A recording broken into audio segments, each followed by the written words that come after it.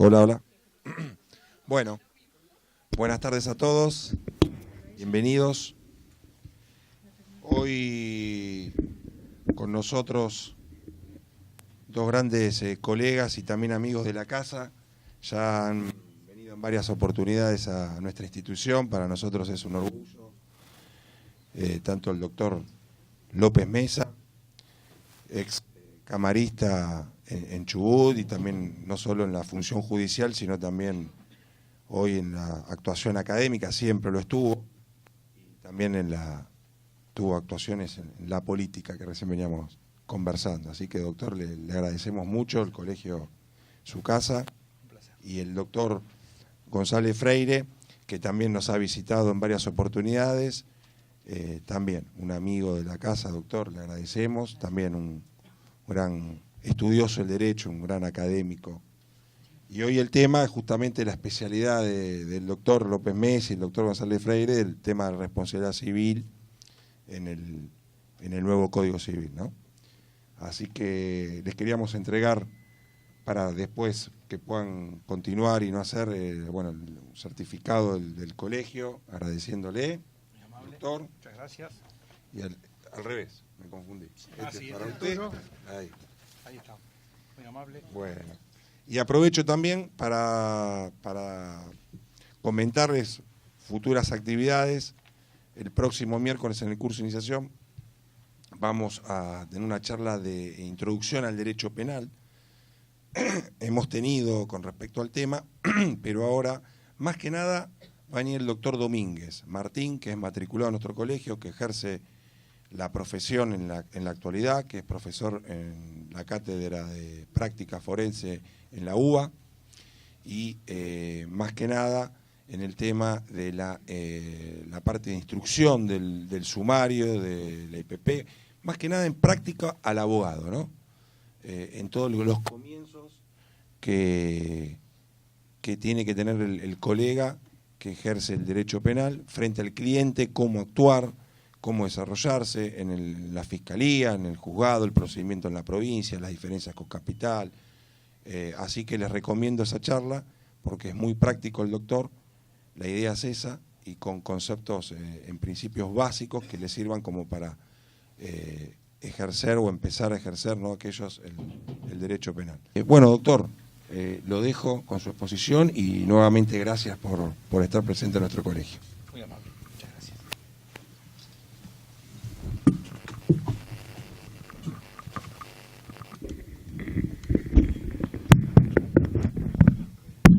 Bien, buenas tardes. El tema del que voy a hablar yo es el de la responsabilidad civil objetiva en el nuevo Código Civil y Comercial. Es un tema muy interesante, muy útil, muy práctico, porque el nuevo Código Civil y Comercial, que entró en vigencia el 1 de agosto de 2015, es un código que ha ultra objetivizado la responsabilidad civil. Ustedes saben que para que haya un caso de responsabilidad civil tienen que concurrir 4 presupuestos: daño causado, artículos 1737 y siguientes del nuevo código; antijuridicidad de ese daño, artículos 1717; relación de causalidad adecuada entre la actuación del dañador o la incidencia de una cosa de su propiedad, en este caso es de lo que vamos a hablar hoy, incidencia de una cosa que esté dentro de la esfera de garantía de una persona y el daño causado, artículo 1726 y 1736 en cuanto a la prueba de la relación de causalidad, y factor de atribución de responsabilidad. El factor de atribución de responsabilidad es la respuesta a una pregunta concreta: ¿por qué este agente tiene que resarcir este daño? La respuesta a esa pregunta puede ser de 2 clases: de tipo subjetivo, porque se ha establecido un reproche a la conducta de esa persona, porque hizo menos de lo que tenía que hacer, en cuyo caso una actuación culposa, porque hubo una actitud, por ejemplo, omisiva, o porque había intención de dañar en él, en cuyo caso estamos hablando de dolo. Pero esos son los factores subjetivos, que en el Código de Vélez eran los más importantes. El nuevo Código ha dado mucha mayor importancia a los factores objetivos de atribución de responsabilidad, de contestar esa pregunta de por qué tienen que resarcir desde otro punto de vista, no como un reproche, sino como una decisión de política legislativa. El legislador, en vista de ciertas actividades, de ciertas cosas, de ciertas circunstancias, entendió que esa persona, pese a no haber actuado con culpa ni con dolo, tenía que resarcir igualmente. El nuevo código ha dado mucha importancia, ha elevado de categoría a los factores objetivos de responsabilidad. Y antes de analizar cuáles son, quisiera recalcar que en los factores subjetivos, tanto como en los objetivos, tiene que haber relación de causalidad. Sin relación de causalidad no hay responsabilidad civil en ningún caso. Entonces, la llave de todo esto es la relación de causalidad adecuada. Ahora bien, los factores objetivos de responsabilidad en el nuevo código, en general la gente lo simplifica en el riesgo o el vicio de la cosa, pero son más. El nuevo código tiene varios factores de atribución objetiva. ¿Cuándo un factor de atribución es objetivo? Cuando la demostración de la falta de culpa del eventual responsable no lo libera. Cuando yo demuestro que no he actuado con culpa e igualmente soy responsable, ese factor de atribución de responsabilidad es objetivo. ¿Y cuáles son estos factores objetivos? Bueno, hay varios. En primer lugar, el riesgo de la cosa, artículo 1757. En segundo lugar, el vicio de la cosa, también artículo 1757. Las actividades riesgosas o peligrosas que ahora han sido incorporadas, también 1757. Pero fuera del artículo 1757 hay otros factores de atribución. Por ejemplo, la obligación legal de garantía. La obligación legal de garantía es un factor de atribución que comenzó en 1911 en la jurisprudencia francesa bajo la forma de lo que hoy es una de sus especies, la obligación de seguridad, en el caso de los trenes. La obligación legal de garantía de esos primeros elementos jurisprudenciales fue establecida como factor de atribución general, no solo la obligación de seguridad, sino también algunos otros, por un gran autor francés de apellido ruso, el maestro Boris Stark. En 1939, en su tesis doctoral, Boris Stark hablaba de un factor de atribución nuevo, de responsabilidad, que iba más allá del riesgo creado y que hacía que en las prestaciones contractuales, porque al principio solamente se aplicaba a responsabilidades contractuales, en las responsabilidades contractuales uno de los dos contratantes, el más formado, el económicamente más fuerte, el que manejaba una actividad que conocía bien, ese tenía que asegurarle al otro contratante, al co-contratante, tenía que asegurarle la indemnidad.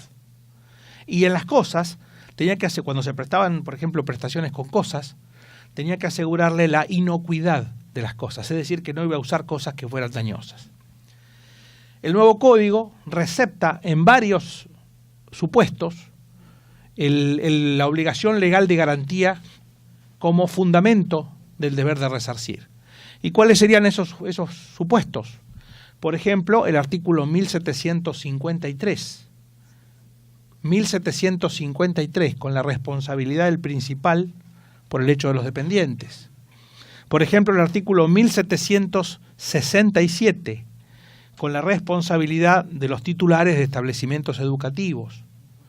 Por ejemplo, en el caso de la responsabilidad del transportista de personas, artículos 1279 y siguientes. Todos esos casos son un factor de atribución objetivo que se llama obligación legal de garantía, que es más duro todavía que el riesgo creado. ¿Por qué? Porque en determinadas actividades se entiende que la persona que las explota y se aprovecha de ellas tiene el dominio suficiente como para poder fungir de asegurador de las personas que interactúan con ella. Y fíjense una cosa, en la tesis de Stark, de Boris Stark, de 1939, esto se aplicaba nada más que a obligaciones contractuales. En el nuevo código se aplica también a otras obligaciones que pueden no ser contractuales. Entonces, hay una preeminencia de la responsabilidad contractual en la obligación legal de garantía, pero también en algún caso en que no. Otro factor de atribución objetivo en el nuevo código, que está fuera del sistema de responsabilidad civil de los artículos 1708 a 1780 es el llamado exceso en la normal tolerancia entre vecinos, artículo 1973 del nuevo Código. Es lo que se llaman las inmisiones de vecindad, los ruidos excesivos, los olores nauseabundos, las vibraciones, las roturas de paredes, el altísimo volumen del sonido, la contaminación química. Todo esto es captado por el artículo 1973, que es parecido al anterior artículo 2006-18 del Código de Vélez, pero que tiene algunas diferencias con él. Una de las diferencias es que este nuevo artículo ya no habla de daños, como hablaba el 2006-18 de Vélez, sino que ahora se habla de inmisiones. Inmisiones. El concepto de inmisión es un concepto técnico. En el lenguaje castellano, en el diccionario de la lengua, no lo van a encontrar como tal, porque es un concepto técnico. ¿Qué significa inmitir? ¿Qué significa una inmisión? Significa una emanación o significa una interferencia de algo que ocurre en un inmueble vecino. En este inmueble vecino, que es un concepto, el de vecindad, que no es geográfico, porque hay algunos casos que se ha aplicado en la jurisprudencia donde el daño se produjo a 4 kilómetros. El caso de Avellaneda, donde alguien, una persona desaprensiva, volcó ácido sulfúrico en las cloacas, y eso por algún misterio de la naturaleza salió 4 kilómetros más allá y mató a una familia. Entonces, el concepto de vecindad, en los términos del artículo 1973, no es un concepto geográfico, sino es un concepto lógico.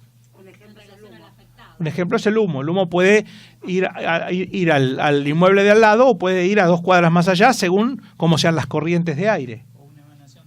O una emanación tóxica. Entonces es un concepto geográfico. No necesariamente tienen que ser contiguas las fincas. Este artículo 1973 se ha aplicado incluso en asuntos de contaminación ambiental. Hay jueces que lo aplican porque también se puede para esos casos en asuntos de contaminación. Este es otro factor de atribución objetivo.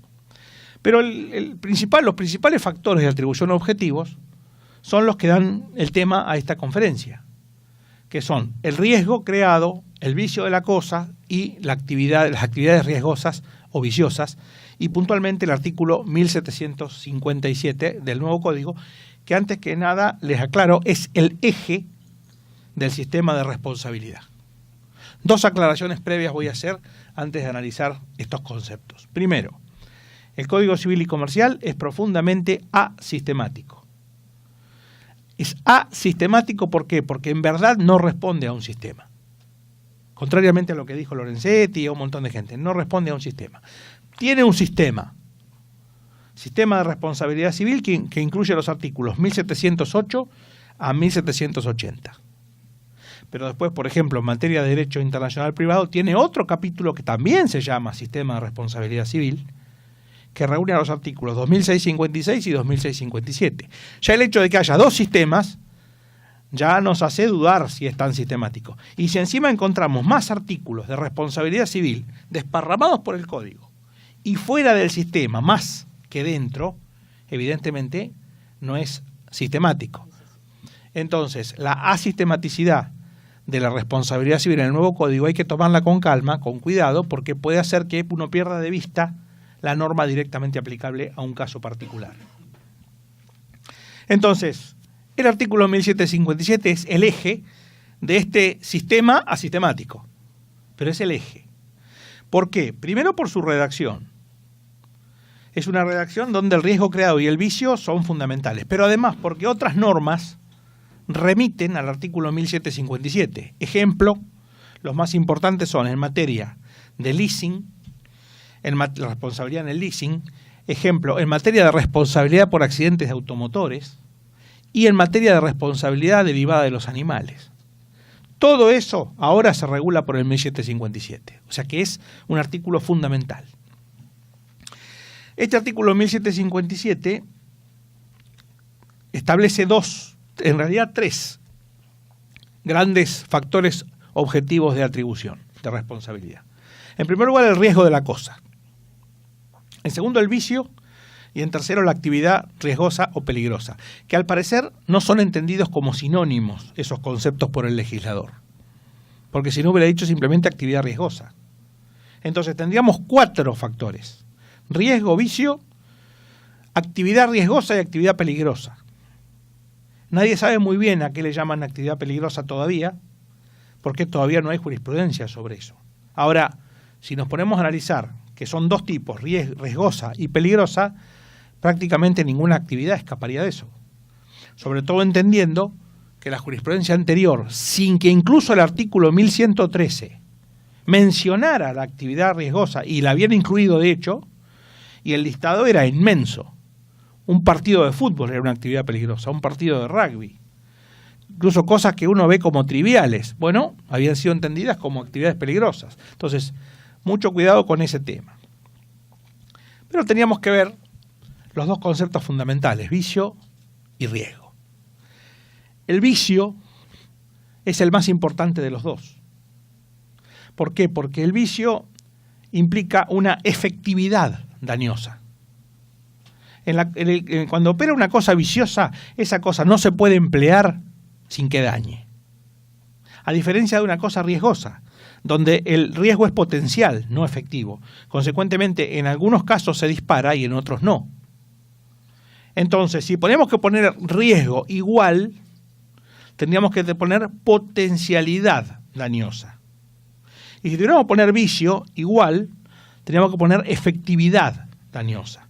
Entonces, el vicio configura un factor de atribución más grave que el riesgo. Por eso, si se dieran los 2, el vicio absorbe al riesgo.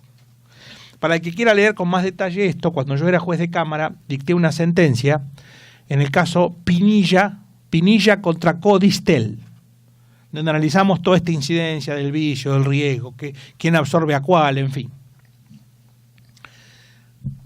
Ahora bien, ¿y cuál es la importancia del vicio de la cosa? ¿Por qué es más importante? Después vamos a ver bien con detenimiento el riesgo, pero ¿por qué es más importante el vicio que el riesgo?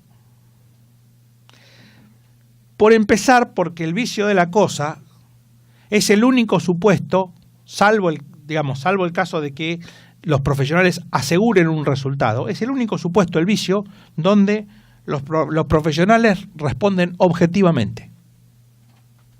La responsabilidad de los profesionales, artículo 1768, normalmente es subjetiva. Los médicos, los abogados, normalmente responden por culpa. Ahora bien, si el profesional usara cosas viciosas, ejemplo, un ingeniero, un médico, en ese caso responde objetivamente. Es decir, que aún demostrando su falta de culpa, responde igual. ¿Qué es una cosa viciosa? Una cosa es viciosa cuando tiene la particularidad de que al usarla causa severos daños. Es decir, tiene una aptitud dañosa con independencia de la forma como sea usada. Yo me tomé el trabajo de registrar, de revisar los repertorios de jurisprudencia argentinos y españoles.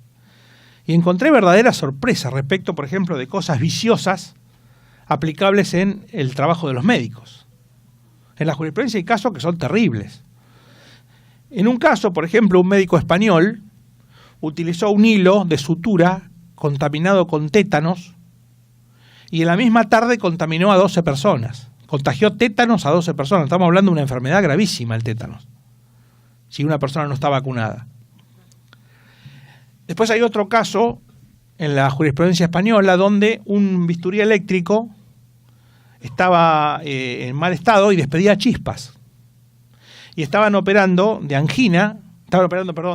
amígdalas a una persona y suministrándole oxígeno por un tubo, y el oxígeno es altamente inflamable. Le quemaron el árbol bronquial completo. Por supuesto murió la persona. Pero hay casos no tan delicados, sino cosas más sencillas, como por ejemplo alguna maquinaria que se tuviera que hacer en algún estudio y que estuviera en cortocircuito. Entonces, por ejemplo, cuando la persona es puesta en la camilla, que es de metal, el contacto con la camilla, al tener mala masa eléctrica, le produce una quemadura. Eso es bastante común. Después hay otros casos de cosas viciosas.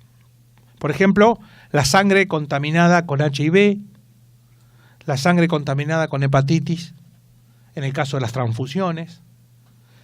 Las cosas viciosas, por ejemplo, un instrumental médico mal esterilizado o no esterilizado.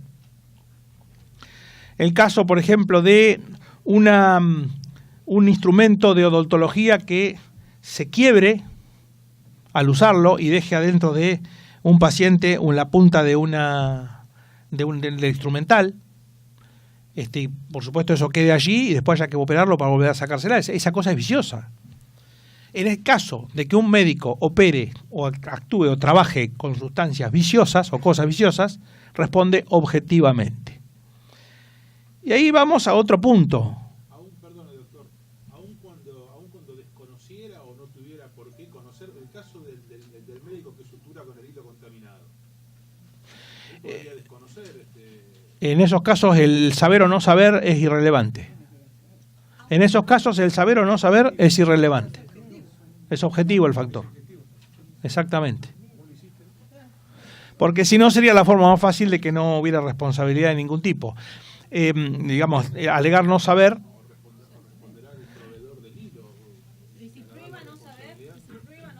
Igual responde. Hay un caso en Argentina, un caso muy bravo en Argentina, que es el caso de un anestesista que usó una camilla de anestesia una máquina de anestesia mal armada, con los caños cruzados. Entonces, en plena operación se le suministraba al paciente hidróxido de azoe en lugar de oxígeno. Por supuesto, para cuando se dieron cuenta el hombre estaba morado y falleció. Cosa rara que siempre me ha parecido que en la jurisprudencia argentina se tiene cierta contemplación hacia los anestesistas que no se tiene para otros médicos. Porque en ese caso no se condenó al anestesista. Sí se condenó al sanatorio y sí se condenó al médico, pero no al anestesista. Bueno, y en el caso Pérez Volpinto hemos visto que el anestesista tuvo especiales ventajas. Entonces, digamos que hay una cierta consideración hacia el anestesista que no sé a qué obedece, pero que está. Bien, para tratar de establecer alguna pauta de cómo puede una cosa ser viciosa, porque los casos son muchos. Después hay casos más comunes acá en Argentina, como por ejemplo el de un pelotero, un juego infantil de pelotero, con un tornillo sobresalido. Que por supuesto los chicos se raspaban, se cortaban, uno se abrió un surco. Hay muchos casos. Y el caso que me estaba olvidando, el caso que se lleva Las Palmas, el caso así que es pero de ejemplo, de modelo, es el llamado caso Pose. El caso Pose fue un caso fallado, Pose contra provincia del Chubut. Fue fallado por la Corte Suprema de Justicia de la Nación y era el caso de una construcción que se hizo en el mar donde se puso un trampolín. Uno ve trampolines en pileta, pero en el mar, digamos que es raro. Y además se ve que el que lo construyó desconocía un concepto básico, que es el concepto de las mareas. Entonces, cuando había pleamar funcionaba genial. Resulta que cuando había bajamar tenía 40 centímetros de agua. Una persona que no era del lugar se tiró y quedó hemipléjico. Se estrelló en la arena. Entonces, ahí también se podría haber dicho que podría haber habido culpa de la víctima, como me dijo uno, se atravesó caminando el canal, se subió y se tiró, también. Pero bueno, no es el caso, hay que asegurarse de que en esos casos la culpa de la víctima es irrelevante, que no ocurra. Bien. Abstrayendo de todos estos casos, los supuestos de vicio que pueden producirse, tradicionalmente eran dos. Vicio por mal construcción o vicio por mal mantenimiento. Una cosa que originalmente estaba bien construida pero que no fue mantenida debidamente. Ejemplo, un ascensor al que no se le hagan las revisiones periódicas y los cambios de partes dañadas, así. Entonces, en algún punto, un ascensor al que se le abre la puerta sin estar la cajuela es evidentemente una cosa viciosa. Ustedes saben, si no lo saben se van a enterar ahora, que uno de los mejores juristas que tuvo este país, el maestro Carlos Cosio, el fundador de la teoría ecológica del derecho, falleció en un accidente así. Era ya un hombre de avanzada edad, y en un sanatorio donde lo estaban atendiendo, fue hasta el ascensor, abrió la puerta, se abrió, y naturalmente uno tiene el reflejo, cuando se abre la puerta da un paso, y cayó al vacío. Un ascensor al que se le abren las puertas sin estar la caja, claramente una cosa viciosa. Entonces tenemos mala construcción, defectos de construcción, defectos de mantenimiento, y en algunos casos hay una tercera categoría de cosas viciosas, que es la inadecuación de la cosa a la persona. Esto se da más en materia médica, donde, por ejemplo, podemos tener casos de cosas que no son ni viciosas por su construcción ni por su mantenimiento, pero que igual son viciosas aplicadas a una persona. Ejemplo, un sachet de sangre para trasplantes que no esté contaminada con nada, que no esté vencida, porque saben que la sangre se vence a los 21 días, pero que no sea el tipo y factor de sangre de la persona que tiene que ser el receptor. Esto provocaría lo que se llama un shock hipovolémico. Los shocks son alertas que se producen cuando el cuerpo no puede soportar determinada reacción o determinado estímulo. En ese caso, un shock hemático se le produce a la persona cuando le introducen sangre de otro factor. En alguna medida es eso también lo que pasa con los trasplantes de órganos, porque el órgano trasplantado tiene todavía la sangre del dador. Por eso mismo el cuerpo lo reconoce como un objeto extraño e intenta separarlo. Por eso se ponen y se colocan inmunodepresores para superar esa barrera y evitar el efecto del rechazo. Pero si se le suministra sangre a una persona de otro grupo de factor, claramente se le está suministrando una cosa viciosa y el médico respondería objetivamente. Hay otros supuestos, como por ejemplo en el caso de las prótesis. Una prótesis que pueda ser correcta, pero que no se amolde anatómicamente a esa persona. En ese caso también estaríamos hablando de una cosa viciosa. Y en estos supuestos se daría una cuña de objetividad dentro de una responsabilidad subjetiva. La responsabilidad del médico, que es subjetiva, básicamente tendría una cuña de objetividad en estos supuestos de utilización de cosas viciosas. Lo sepa o no. Porque a veces, más que saber o no saber, el concepto que distingue es debía o no debía saber. Y un médico que usa estas cosas tiene que asegurarse de que no pasen este tipo de cuestiones. Tiene que hacer revisar. Un ejemplo muy sencillo. Por ejemplo, el calibrado de ciertos mecanismos, ciertos instrumentos que se usan en materia de medicina o de odontología. Un torquímetro, por ejemplo, para ajustar los implantes dentales, tiene que tener determinado tipo de control. Si usted no lo hace, el torquímetro ajusta mal. Y una persona puede no fijarle el implante con los daños que esto puede traer, infecciones de todo tipo. Entonces, ese tipo de cuestiones tienen que ser responsabilidad del médico que emplea las cosas, de tener su instrumental en perfecto estado para que no pasen estas cosas con algún tipo de vicio. Luego tenemos el factor riesgo de la cosa. Las cosas son riesgosas cuando presentan un potencial de dañosidad que se desencadena en algunos casos, pero que está presente en todos. Cosas riesgosas pueden ser por sí mismas, por las circunstancias de su utilización o por su lugar de ubicación. Son tres supuestos distintos. Por su peligro implícito o por ser peligrosas en sí mismas, por ejemplo, algunas cuestiones como la energía nuclear, como la pólvora, los explosivos, las armas de fuego, todos los mecanismos que tengan una sierra incorporada, porque pueden cortar extremidades, pueden desencadenar daños muy serios, por ejemplo la sierra de carnicero, todo ese tipo de cuestiones, obviamente son riesgosas por sí mismas. Y porque aparte tienen la particularidad, muchas de estas, que producen lo que se llama habituación al peligro. Quien se maneja cotidianamente con este tipo de mecanismos se va confiando cada vez más y es muy común que un día, que esté apurado, que no mire bien, pase algún accidente. Entonces, estas cosas son severamente riesgosas. En segundo lugar, pueden ser riesgosas por la circunstancia de su utilización. Por ejemplo, porque se utilizan a mucha altura o en ciertas condiciones. Y en tercer lugar, el riesgo puede provenir de la ubicación de la cosa.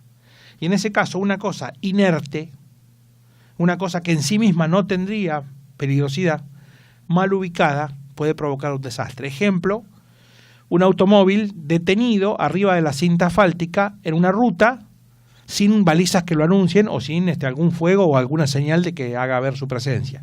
O un montículo de tierra sobre una calle que ha sido abierta para arreglar un caño de gas, quedó el montículo abierto. A veces se le suele poner, sobre todo en el interior, baldes con algún inflamable, con prendido fuego.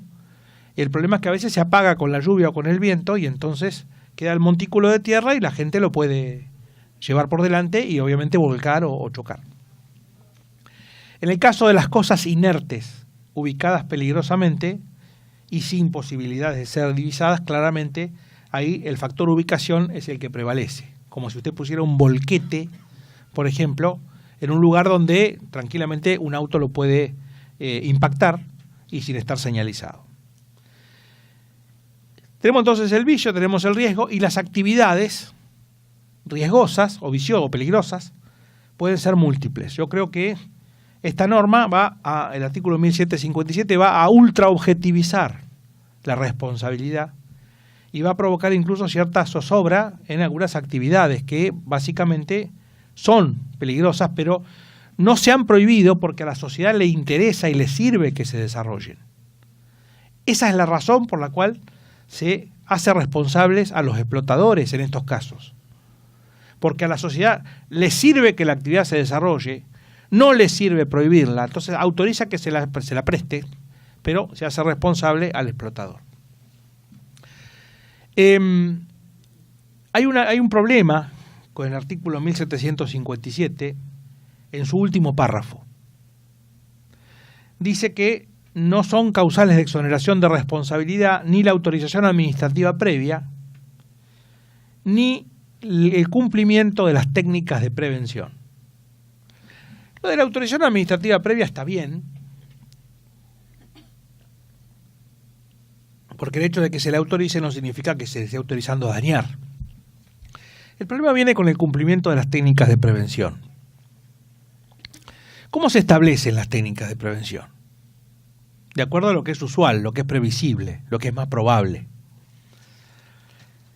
Si yo cumpliendo las técnicas de prevención, elaboradas de acuerdo a lo que es previsible y más probable, no me libero de responsabilidad, eso quiere decir que esta norma, según cómo se interprete, está cortando la cadena de hierro que existía tradicionalmente entre responsabilidad civil y previsibilidad del daño. Siempre se decía que nadie es responsable de los daños imprevisibles. ¿Por qué? Justamente porque caen dentro del ámbito del caso fortuito. Si esta norma fuera interpretada en su última parte aisladamente, podría poner en crisis ese concepto. Por eso, la última parte de esta norma tiene que ser interpretada en par con el artículo 1726 que establece la relación causal adecuada como requisito de la responsabilidad civil. ¿Cómo vamos con el tiempo? No sé.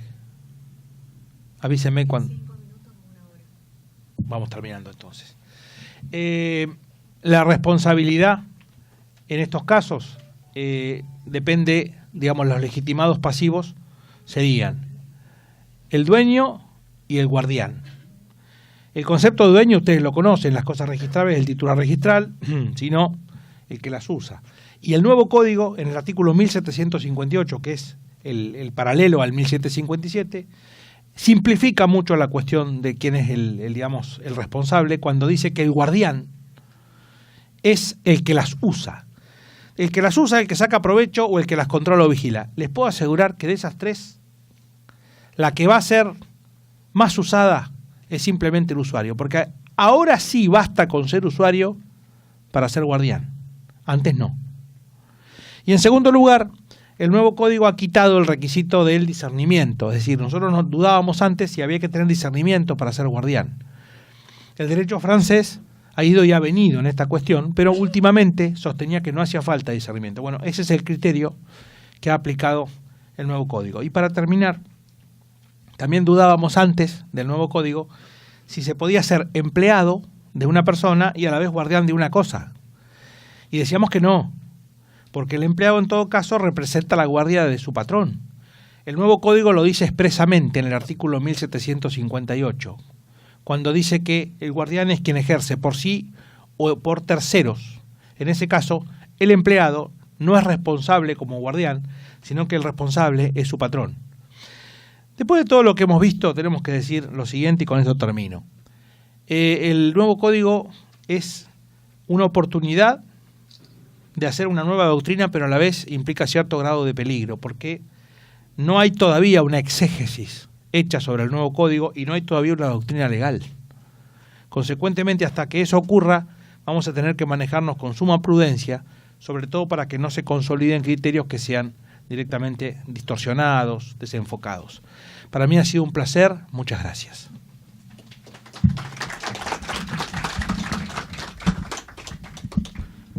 Bueno, buenas tardes. Es un lujo realmente escuchar al doctor López Mesa. Bueno, un gran honor para mí poder estar a su lado en este evento en particular. Nosotros nos vamos a abocar a lo que es, vamos a seguir dentro del título 5, capítulo 1, vamos a ir a la sección 11, en donde tratan de las acciones civiles y penales, en lo que entendemos como prejudicialidad. A ver, vamos a colocar un PowerPoint para sustentar un poquito más. Bueno, sabemos que tanto la acción civil como la acción penal se rigen por principios diferentes y persiguen finalidades diferentes. Lo que es la acción penal está sentada sobre principios de tipicidad, en la cual todos conocemos lo que es la famosa teoría del delito, en donde, bueno, se trata de tratar de obtener una conducta típica, antijurídica y culpable, y al mismo tiempo que esa conducta a la que se hace alusión sea punible. Lógicamente que persigue algún tipo de que no se vuelva a repetir el reproche, más que nada por una cuestión de finalidad social, evitando de esta manera que irrumpa con el deber de cuidado.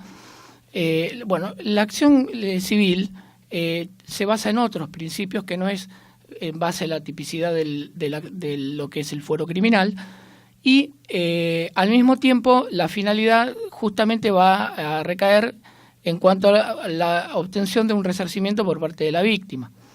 Entonces, la persecución en sí de ambas acciones se distinguen en eso. No se puede, o sea, si nos remitimos a lo que es la acción penal, va a estar dada pura y exclusivamente en un marco muy acotado de lo que es la culpabilidad el análisis de la culpabilidad de lo que sería la investigación criminal. Si la conducta no está dentro de un tipo penal, va a operar las causales de sobreseimiento, que después vamos a hablar sobre lo que significa de alguna manera u otra que no representa un tipo penal que es muy distinto al tema civil. Nosotros nos tenemos que remitir de alguna manera u otra a que esto se codificó ahora a través del nuevo Código Civil y Comercial, pero que en realidad viene de un poquito antes con respecto a la codificación de lo que hoy entendemos como la independencia de las acciones a través del artículo 1774. En realidad, el anterior artículo del Código de Vélez, el 1096, hacía mención justamente a esto de lo que es el tema de no permitir que acción civil y penal coincidan en lo que es en un mismo proceso. La independencia de las acciones, hay que tener en cuenta que, si bien se basan en comportamientos distintos de análisis, va a ser mucho más amplio lo que es el análisis de la culpabilidad en el fuero civil. Tengan en cuenta, en relación a esto, de alguna manera, que tampoco hay que confundir lo que es la previsibilidad que hay que tener en el análisis con la culpabilidad. La culpabilidad se analiza en un ámbito mucho más abstracto que lo que es el fuero criminal. Pero, de alguna manera u otra, lo que tenemos que tener en cuenta para empezar con este particular instituto de la prejudicialidad es que la finalidad persiguen dos finalidades distintas y que, bueno, se codificó, aunque ya venía siendo sostenida a nivel doctrina y jurisprudencia. Lo que tenemos que tener en cuenta acá, para arrancar con este tema, es lo siguiente. Nosotros tenemos, si nos remitimos más o menos, habíamos dicho que de alguna manera u otra se codificó a partir de la modificación del código. Nos teníamos que remitir de alguna manera u otra a la década del 80, en las primeras jornadas de australes de derecho, en donde ya había parte de la doctrina sostenía esa necesidad de independencia de acciones, más que nada por una cuestión de que por las finalidades que persigue cada una de estas acciones. Ya en ese momento, de alguna manera u otra, se sostenía que era necesario la posibilidad de poder rever en la subsistencia, digamos, de la competencia del juez penal en lo que es la acción civil. La acción civil. Con el paso del tiempo y a medida que fue tomando mayor color esto con algunos precedentes de la Corte, incluso de la Corte Suprema de la Nación y de la Corte Internacional de la Interamericana de Derechos Humanos, fue tomando color a medida que se iba desarrollando un poco más esa necesidad de tratar de llegar a una decisión judicial civil y que la acción penal no sea un obstáculo para poder llegar a un resarcimiento. Entonces, si bien también existía una norma en el Código Penal con la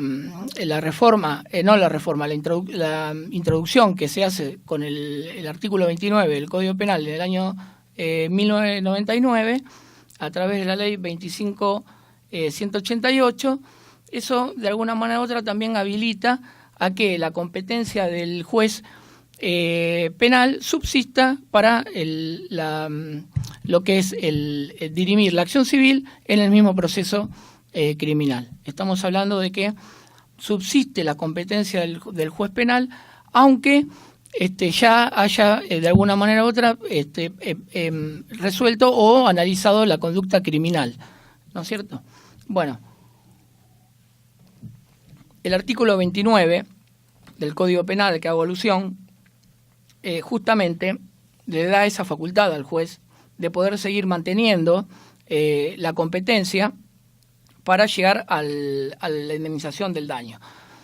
Esto fue criticado por parte de la doctrina, en la cual la Corte Suprema, en el fallo Grigor, señala que no se trata que el artículo 29 sea una cuestión de mero procedimiento, porque se cuestionaba que era atribución de las provincias y no del Congreso, de alguna manera aferrarse a esa atribución que le daba ese mismo artículo. Pero la Corte dice, no se trata solamente de una cuestión de procedimiento, se trata que hace mención de alguna manera a que debido a la violación del orden social y al menoscabo producido, se requiera de una sanción que conlleve un sentido de prevención general, es decir, es la reparación del daño más la aplicación de la pena dan plena eficacia como castigo, como diciendo, bueno, no solamente va a haber la aplicación de la pena. Se va a ir un poco más allá y va a tener la atribución de poder, de alguna manera, fallar sobre el concepto indemnizatorio. De todas maneras, esto iba naciendo a partir de este precedente de la Corte, en la cual ahora vamos a ver, se va a ir robusteciendo, lo que es, se va consolidando. Ahora, más allá de esto, hay que tener en cuenta que es verdad que muchos, la mayoría optan por el resarcimiento dentro de la independencia de estas acciones. La mayoría optan por un resarcimiento o para dirimir la cuestión en sede civil y no penal. Pareciera ser que de alguna manera el marco es mucho más acotado en lo que es el análisis que puede hacer el juez penal sobre el juez civil. Obviamente el fuero civil es mucho más abarcativo que el fuero penal en lo que es el análisis de la culpabilidad.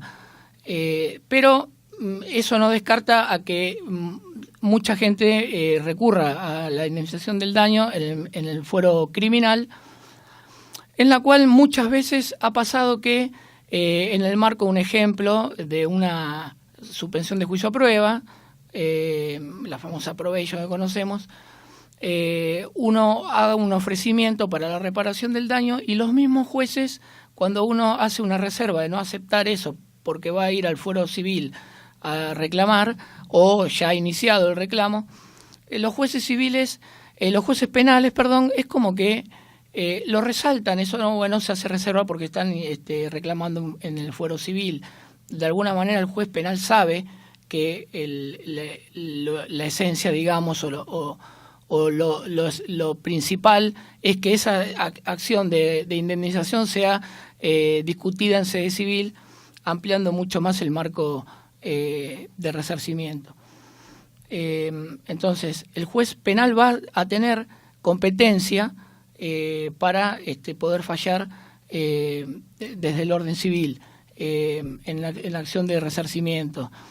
Pero, por excelencia, digamos que es una acción que debería dirimirse en el fuero civil para una mayor contemplación, e incluso a veces, ahora que está suspendido la aplicación del nuevo Código Procesal Penal, mediante la ley 27063, existen ahí un par de conflictos con algunas normas, en la cual voy a mencionar dos o tres, pero ¿qué hacen a esta cuestión en sí? ¿Por qué hay mayor prolijidad por el momento en el fuero civil que en el penal para este tipo de acción? No se puso, o sea, se sancionó y supuestamente es un código habilitado por el Congreso, pero no actualmente se encuentra suspendido en la aplicación, que se decía que era por una cuestión de mayor capacitación, que para mí trata de que habría que recurrir a algunas reformas, pero en el artículo 42 del Código de Procedimiento Penal justamente dice que la necesidad de que para el reclamo civil se deba constituir en parte querellante. Eso lo dice específicamente el artículo 42 de este código. Ahora bien, el artículo 92 dice que para el reclamo de la acción civil deberá constituirse en actor civil. Entonces, pareciera ser que el artículo 42 se diferencia del 92 porque el 42, al hablar de la parte querellante, de alguna manera lo habilitaría a que impulse la causa penal, la acción criminal, a diferencia del artículo 92 que solamente estaría por la acción civil. No queda muy bien aclarado que digamos, se presta confusión y remataríamos este tipo de cuestionamientos con este código, con el artículo 98, en donde fija plazos procesales para la acción civil, en la cual dista de lo que es el Código de Procedimiento Civil. ¿Por qué? Porque dice que una vez que se introduce la acción civil y se corre tras la demanda, el demandado en sede penal tiene 10 días para contestar. Y que después dice que el plazo por la cual se va a regir ese proceso digamos que lo genérico sería que todo se rija en el plazo de 3 días, cuando sabemos que el Código Procesal Civil y Comercial no lo dice. Ahora bien, dentro de esto también tenemos que tener en cuenta que resalta que en las cuestiones de forma, este Código de Procedimiento Penal se va a subordinar al Código de Procedimiento Civil. La verdad que también ahí colisiona porque se respeta la forma pero no se respetan los plazos, razón por la cual también debería surgir algún tipo de reforma en cuanto a ese tema puntual. Estamos hablando de lo que es la independencia de las acciones a través del artículo 1774. Ahora, este principio de prejudicialidad, que era absoluto, fue cediendo con el tiempo y después lo pasó a reflejar el artículo 1775. El artículo 1775, que habla de la suspensión del dictado de la sentencia civil, lo va a hacer en la primer parte del artículo, en el cual dice que si la acción penal precede la acción civil o es intentada durante su curso, el dictado de la sentencia definitiva debe suspenderse. Ahora bien, hasta ahí, asociado con el artículo anterior, de alguna manera continúa con esa línea legislativa de lo que es el mantener, tratar de mantener la independencia de las acciones, pero que no se superpongan. Este artículo en particular, el artículo 1765, en la segunda parte va a establecer algunas excepciones a la suspensión de lo que enumera este artículo del dictado de la sentencia. Estas excepciones particularmente van a estar dadas por son 3, ¿no? Y dice, si median causa de extinción de la acción penal, ¿no?, en donde lo vamos a analizar ahora, si de alguna manera se relaciona con la dilación del procedimiento penal, o si la acción civil de la reparación del daño se basa o se funda en un factor objetivo de responsabilidad. Bueno, al tocar la primera de estas excepciones, estamos hablando de lo que es la extinción de la acción. De la extinción de la acción penal se puede dar por varios factores, que es por prescripción, por muerte del imputado, por amnistía, por lo que es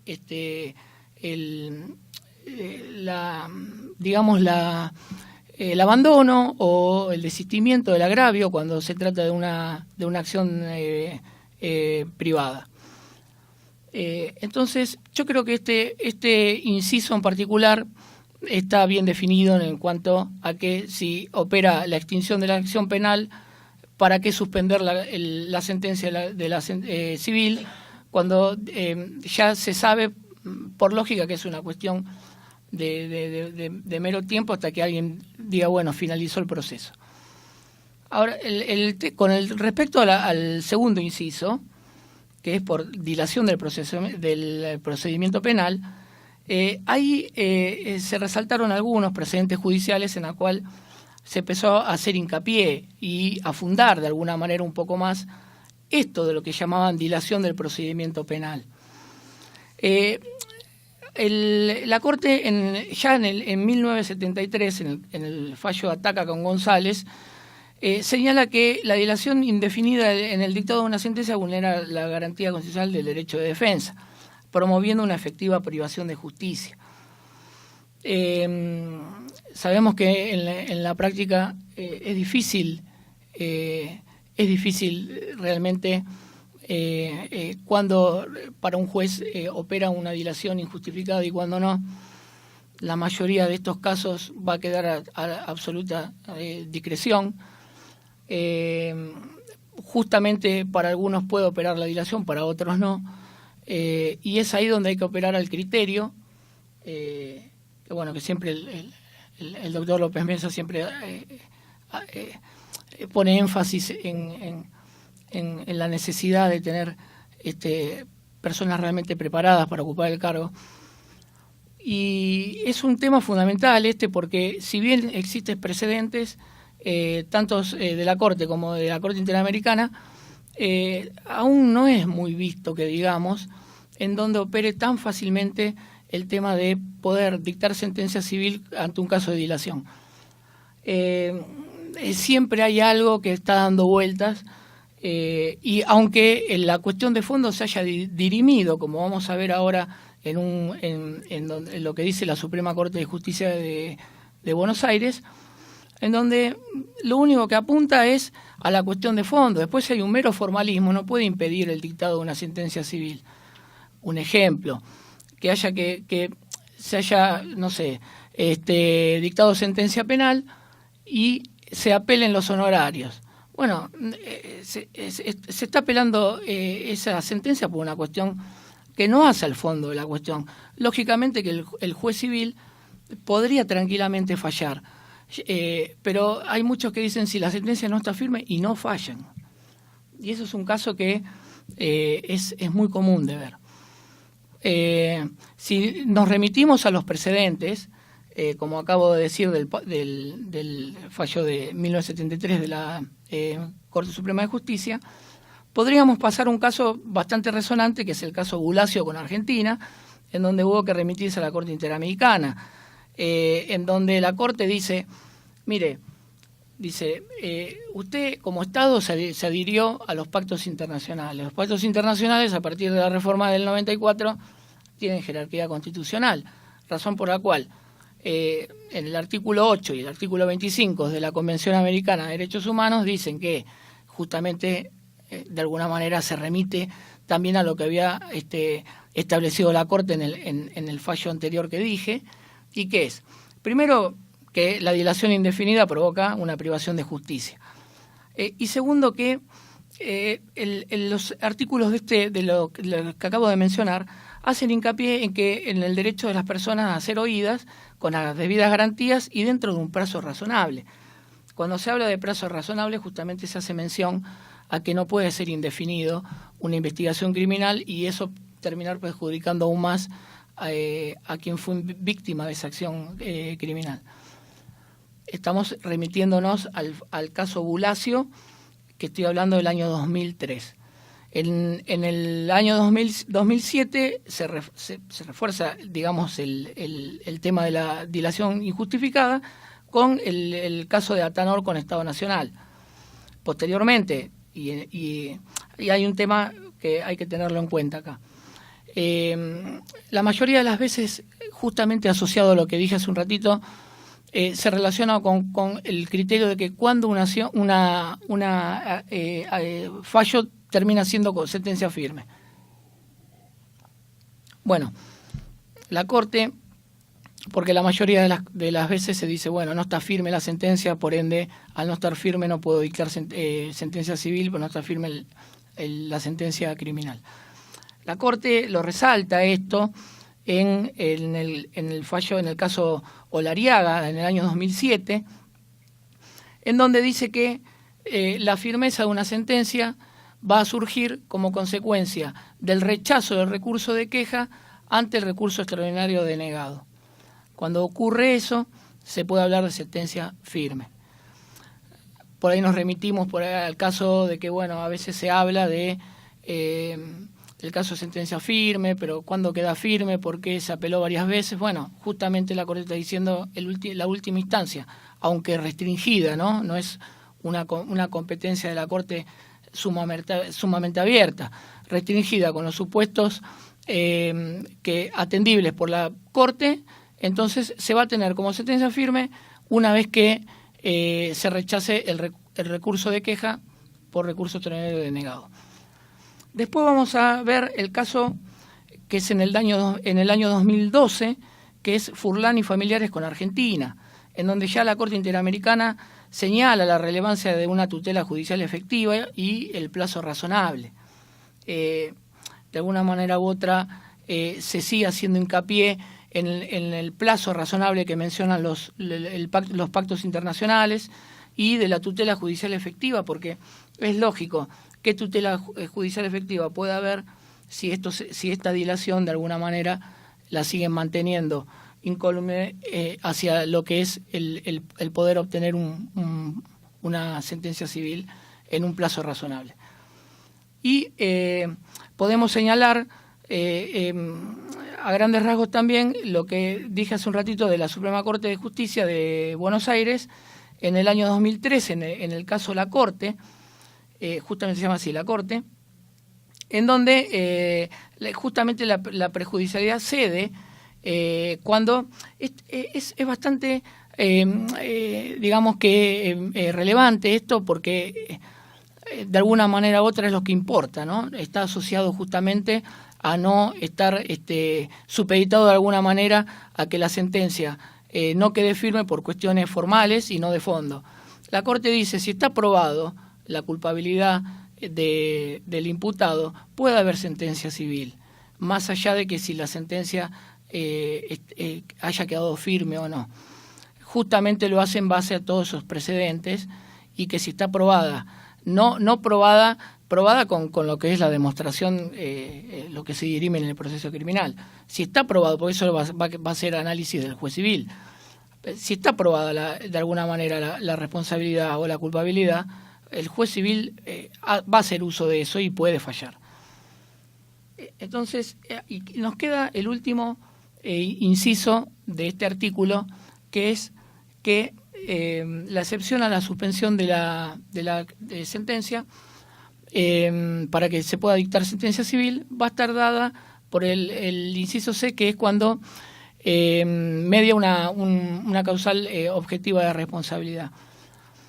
Yo particularmente, en más de una oportunidad, encuentro algún cuestionamiento hacia este inciso, porque fundamentalmente esto se basa en que ese juicio que se va a hacer en el fuero civil supuestamente va a ser viable porque no se va a discutir la conducta propia del imputado, sino la de un tercero civilmente demandable. Ahora, yo lo que digo es que siempre lo menciono. Estamos hablando de que, bueno, que después va a haber a través del artículo 1780 una posibilidad de revisión de sentencia. Pero digo, no se soluciona nada más con una revisión de sentencia para el caso hipotético de que se responsabilice a un tercero civilmente demandado, como el caso de un seguro, un ejemplo.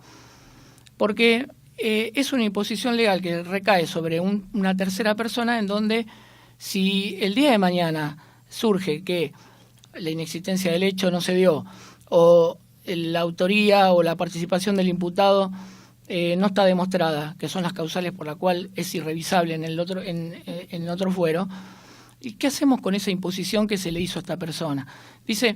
Va a decir, bueno, sí, va a tener la posibilidad de poder repetir o hacer revisión de esa sentencia, pero nadie quita a que esa persona pueda recuperar lo que supuestamente o oportunamente haya tenido que responder. Digo, ¿no? En el caso de un seguro, que responda por su asegurado y está respondiendo por un factor objetivo de atribución, en donde en el fuero criminal todavía no es que operó el inciso A o el inciso B, no es que se extinguió la acción o existe dilación. Es por un caso particular de responsabilidad objetiva. Esto tampoco por ahora, a lo mejor existe, pero yo por ahí no lo conozco, de que han fallado por responsabilidades objetivas. Generalmente, si no está bien demostrada la responsabilidad en el fuero criminal, es raro, al menos yo no lo vi, puede ser que exista, que un juez civil falle porque se trate de una responsabilidad objetiva. Para mí debería avanzar el proceso criminal, tratar de demostrarse la responsabilidad del imputado, y ahí sí va abriendo el abanico para lo que es que falle el juez civil. Pero como está numerado o tipificado este inciso en particular, y crea confusión por una cuestión más que nada que la que estoy resaltando. Habíamos hablado del 1775, porque pasamos al 1776, que el 1776 sí va a ser cuestión de cosa juzgada en lo que es la responsabilidad dirimida en el proceso criminal. ¿Por qué? Porque va a estar dado en que se tiene por cierta la existencia del hecho principal y la autoría o la participación del imputado. cuando se tiene por cierta estas dos cosas, hace cosas juzgadas en cualquier fuero. Uno no puede de alguna manera tratar de hacer que el juez civil se desapegue de esto, porque al haberse comprobado en sede penal, realmente pasa en autoridad de cosas juzgadas, no se puede rever esto.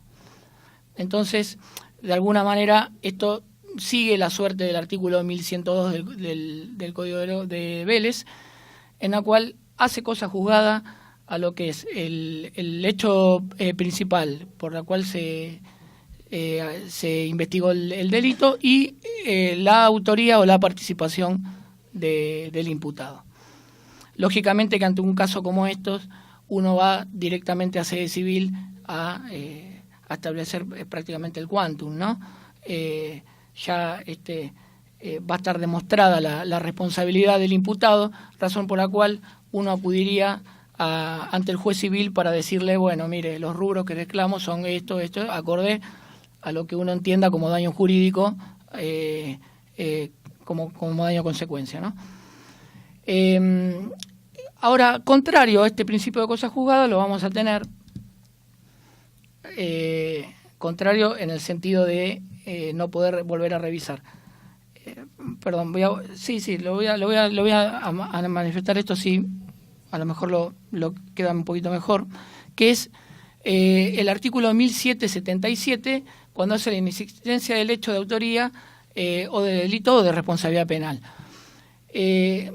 Siguiendo la misma suerte de lo del primero, que es del artículo anterior, que es el 1776, cuando se dice no puede el juez civil rever lo que es la inexistencia del hecho o la autoría o la participación del imputado, acá va a ser a la inversa. Si no se tiene por cierto ese hecho o no se ve la responsabilidad, la autoría o la participación del imputado en sede criminal, tampoco el juez civil puede decir sí, yo lo veo, cuando el juez penal dijo que no. También es cosa juzgada en el fuero criminal, en el fuero civil, si el juez penal no tiene por cierto estos dos requisitos que son esenciales, ¿no?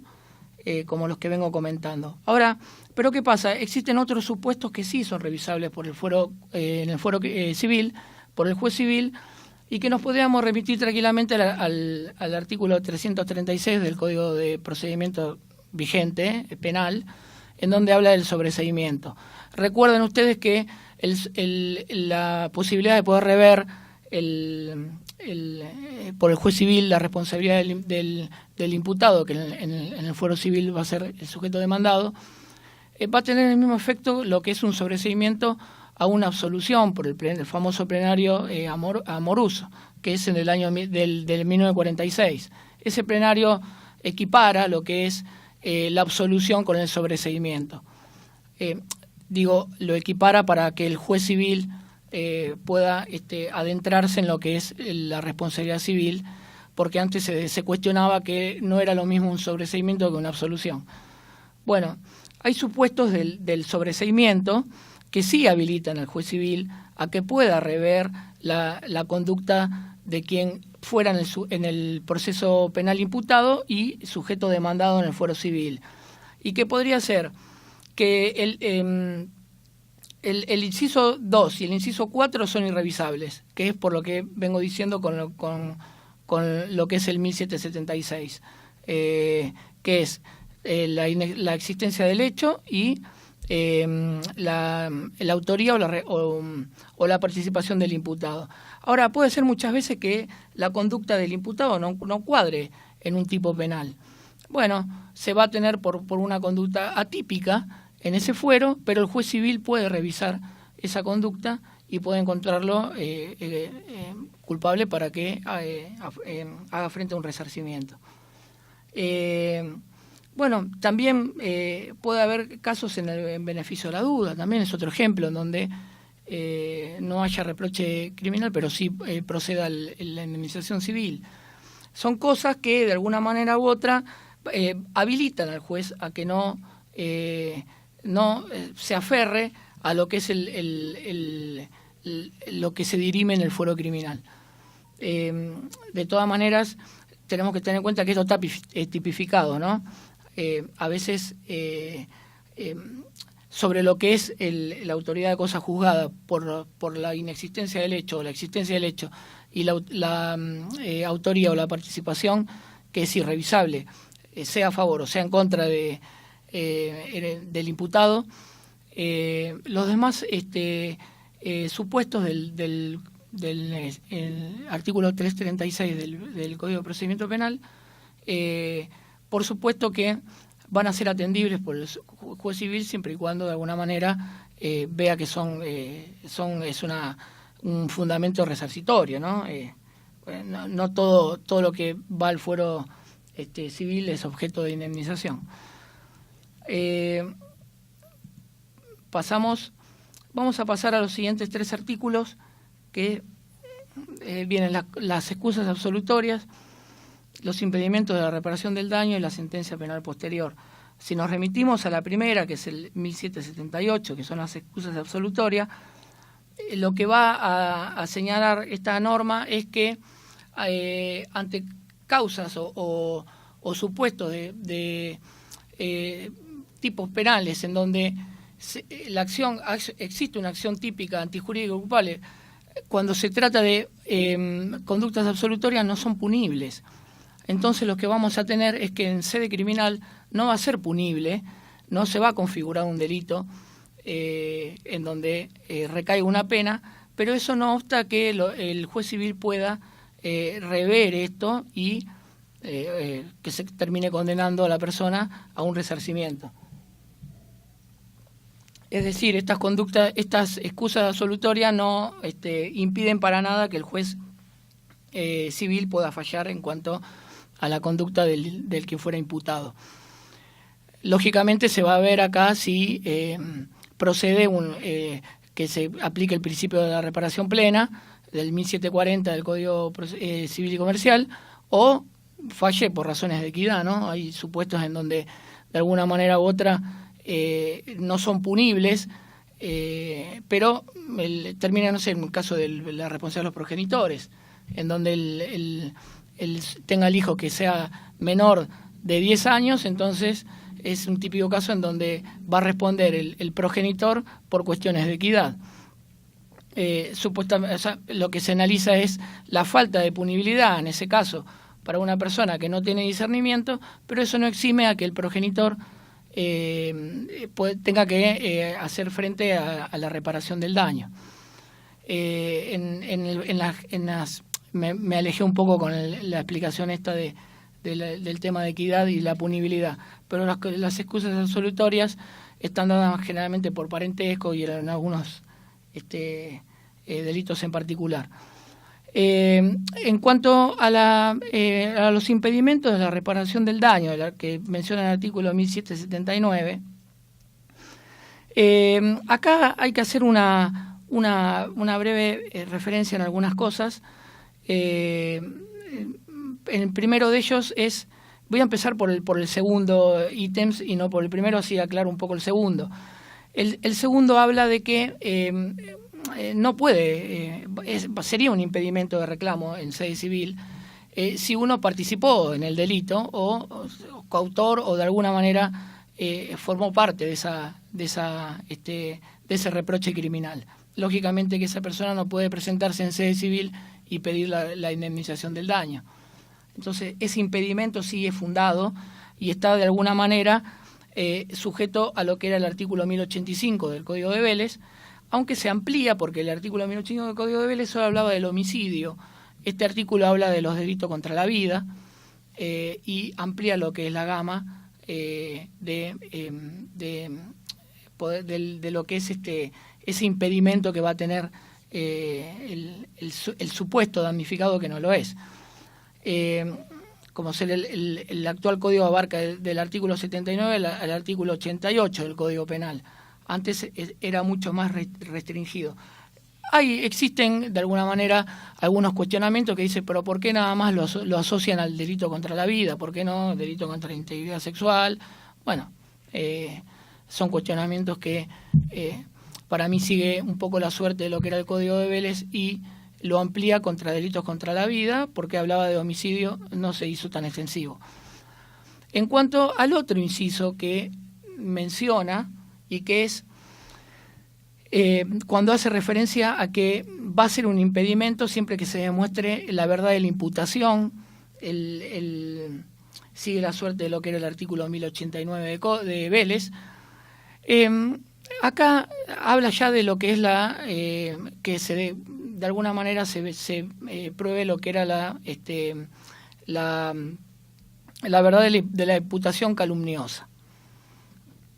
Hay un tema con el tema de una crítica hacia la acusación calumniosa del artículo 1771 del vigente código. Primero porque es cuestionada. La verdad que el legislador lo hizo de una manera bastante cuestionable, porque le impone una prueba de carga negativa. Imagínense que la víctima de quien fuera un delito de esta magnitud, de una acusación calumniosa, tiene que demostrar que quien lo imputó no tenía razones para hacerlo. En realidad es, además de tener que demostrar de que fue una falsa imputación, tiene que demostrar también que esa persona no tenía razones para hacerlo. Es una exigencia desmedida por parte del legislador en mencionar específicamente ese punto. Y otro punto también en cuanto a la acusación, a esta figura que es bastante criticada, es que hablamos siempre de una acusación calumniosa. Pero fue una lástima porque se hubiera tipificado de alguna manera en el Código Civil y Comercial qué pasó con la denuncia culposa. Uno a veces hace referencia a lo que es la falsa imputación de un delito, la cual remite a este puntual artículo 1771. Pero fue una lástima que no se haya codificado la famosa denuncia culposa, cuando la jurisprudencia hablaba de que el deber de responder ante una conducta con ligereza, con una escasa previsión en la conducta. Anteriormente, jurisprudencialmente, se tenía que remitir al artículo 1109 para hacer valer esta figura. Bueno, hoy habrá que remitirse al artículo 1724. Lamentablemente no se codificó, se podría haber codificado tranquilamente, se dejó de lado, pero vi un fallo hace poco, no recuerdo realmente el nombre del fallo, pero que se hacía lugar se seguía sosteniendo la figura de la denuncia culposa. Y está bien que así sea, porque la verdad que existe una sobrada jurisprudencia en lo que era el deber de responder ante esa figura en particular. No todo tiene que ser la imputación, una falsa imputación de un delito. Y por último vamos a ver lo que es la sentencia penal posterior, en la cual de alguna manera motiva la revisión de la sentencia. Acá se sigue de alguna manera lo que se establecía en el anterior Código de Vélez a través del artículo. Aunque decía, porque acá se diferencia de que la sentencia civil no debería variar en sus efectos. Esto se mantenía en el Código de Vélez. Este actual artículo permite que produzca sobre la sentencia civil la posibilidad de variar sus efectos. Va a dar supuestos en los cuales debería ser procedente, pero de alguna manera u otra también, fíjense que lo que veo como crítica del inciso C del artículo 1775 lo recepta específicamente el artículo 1780 en el inciso B, que dice ante supuestos derivados del artículo 1775 inciso C. Por algo lo menciona eso el puntual artículo 1780. Lo menciona justamente porque es una figura primero nueva, el inciso C del 1775, que es la excepción a la suspensión del dictado de la ciencia civil ante supuestos de responsabilidad objetiva, cuando se funden en supuestos de responsabilidad objetiva. Y de alguna manera lo recepta este artículo en el inciso B, ¿por qué? Y no solamente por la novedad de la figura legislativa, sino por una cuestión más que nada de que podría traer supuestos de cuestionamiento, justamente porque abre el abanico a que pueda pasar justamente este tipo de cosas, que tenga que responder un tercero a favor de quien está reclamando el daño sin terminar el proceso criminal, y que tranquilamente posteriormente, basándose en eso, puede decir no existió o no se tuvo por acreditada la existencia del hecho o la autoría o la participación del imputado. Entonces tiene que ir el tercero civilmente demandado por este artículo y este inciso, decir, mire, revéame la sentencia porque terminé pagando injustificadamente. Después, además de este inciso B, está el inciso A y el inciso C, que el inciso A de este artículo va a estar asociado a que puedan de alguna manera viabilizar la revisión cuando de alguna manera u otra existan supuestos en donde justamente nos remitamos a hay que hacer un paréntesis acá porque hay que distinguirlo de lo que hoy se llama cosa juzgada irrita o fraudulenta. Acá esto ya de alguna manera lo prevé, hoy está en boca de todos, ¿no? El tema de este tema de poder reabrir procesos ya definidos. Yo creo que este artículo, esto está haciendo referencia a lo que son a variar el efecto de la sentencia civil. Lógicamente que es producto de una revisión de una sentencia penal. Al remitirnos a la revisión de la sentencia penal, nos tenemos que remitir al artículo 318, que si bien del Código Procesal Penal, que si bien, como hablamos antes, la ley 27063 hace que no esté vigente ese código, pero en ese artículo se mencionan las causales por la cual puede haber una revisión de sentencia penal, y sabemos que es cuando existen hechos que por ahí sobrevienen y que demuestran que ha variado esa circunstancia en particular por la cual se motivó la sentencia o la oportuna sentencia. Si lógicamente que esos hechos pueden variar, pueden acontecer en el momento de establecerse la estructura de la sentencia, como puede ocurrir después. No estoy de acuerdo con el inciso E de ese artículo en particular, donde dice ante modificación legislativa donde se aplique la ley más benigna.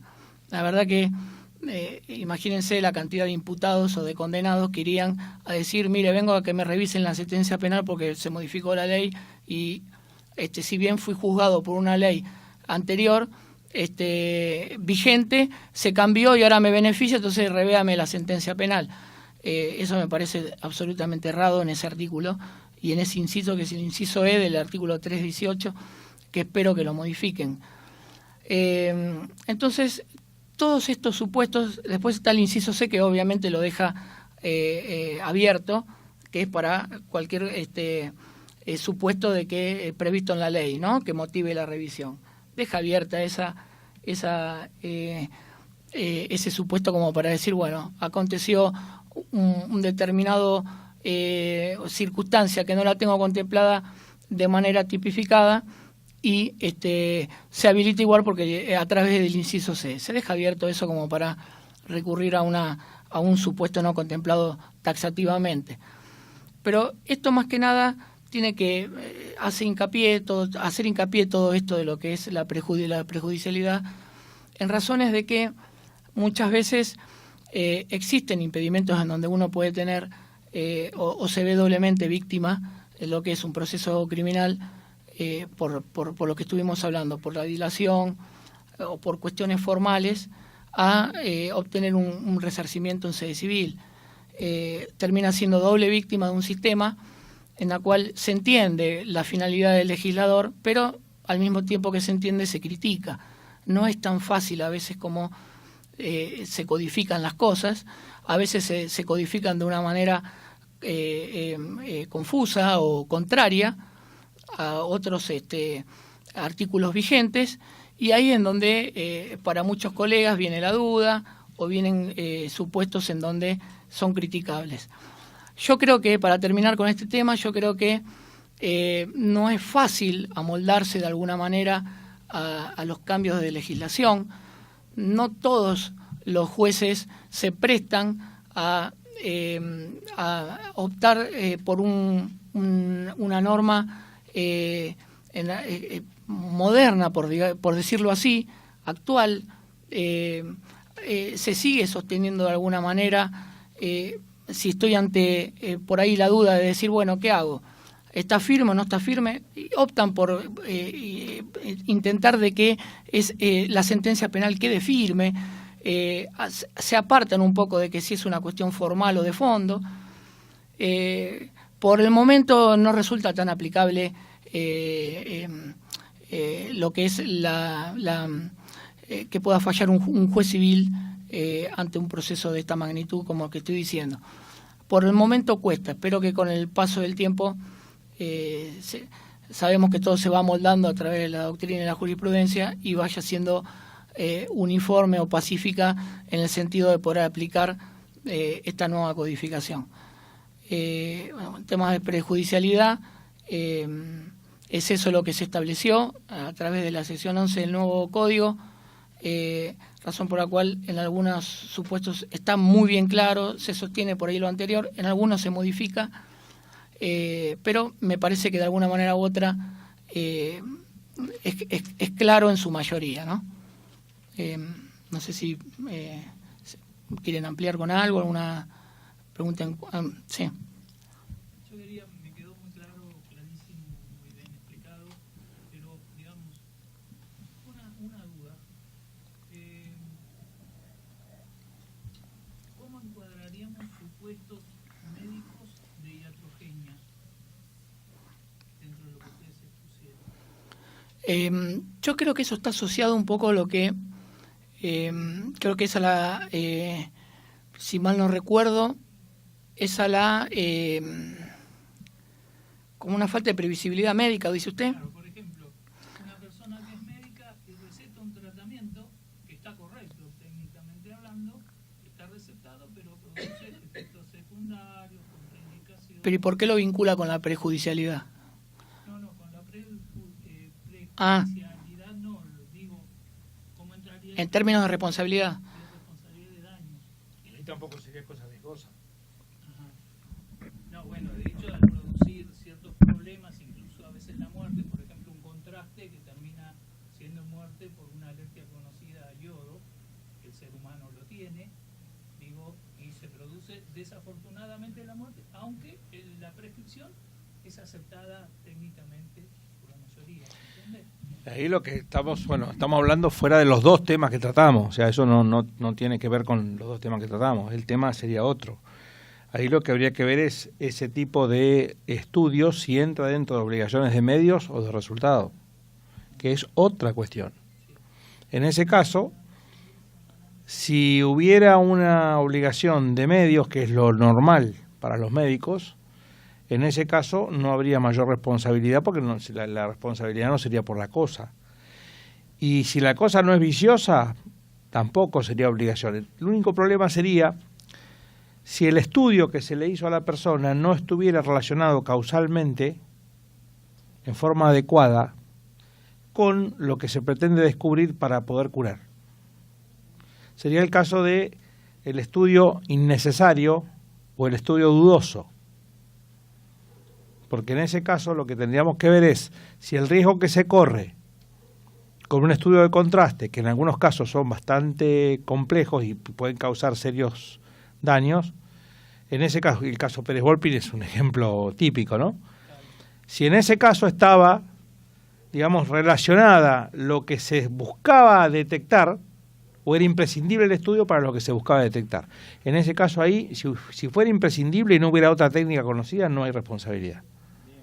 Y en el caso de que algunos médicos, por ejemplo, y otros tienen otro criterio Mientras la cuestión sea dudosa en materia médica, no hay responsabilidad.